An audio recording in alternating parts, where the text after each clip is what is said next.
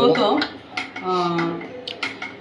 18 তারিখ ধর্মনগর পিএসে একটা চুরির কেস রেজিস্টার হয় 22/2026 সেকশন হচ্ছে 329+4 305+1 and 3+5 BNS। তো ওই কেসের ইয়েতে আমরা দুজনকে প্রথম ওই দিনেই অ্যারেস্ট করা হয়েছে। অ্যারেস্ট করার পর ওইখান থেকে কিছু মাল উদ্ধার হয়েছে। মেন আমাদের সুলাজ মিয়ার নামে একজন লোক আছে, ওনার বাড়ির থেকে আমরা কিছু 1.5 টনের মতন রড আমরা উদ্ধার করছিলাম। ওইখানের উপরে ওই অ্যারেস্ট করার পরে ওইটা ইন্টারোগেশনের পরে সুলাজের বাড়ি আমরা গতকালকে সন্ধ্যাবেলায় রেড করছি। রেড করার পরে সে বাড়িতে ছিল, আর সে পুলিশরা অ্যাটাক করার চেষ্টা করছিল দাও দিয়া, তথাপি সে ওইখান থেকে ইয়ে করে পুকুরে গিয়ে ঝাঁপ দেওয়ার পর ওইখানে আমাদের অফিসার তার ইয়ে করে অ্যারেস্ট করা হয়েছিল।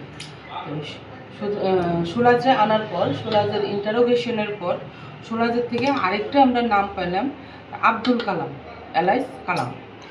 এখন ওই কেস রেফারেন্সে আমরা 4 জন অ্যারেস্ট করছি, কিছু মাল উদ্ধার করা হয়েছে, আজকে তাদের কোর্টে ফরওয়ার্ড করা হয়েছে।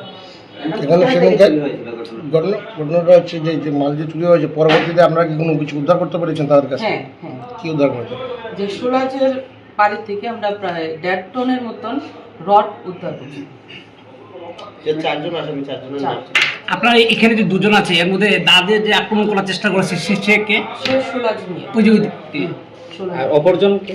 অপরজন হচ্ছে আপনার আব্দুল কালাম।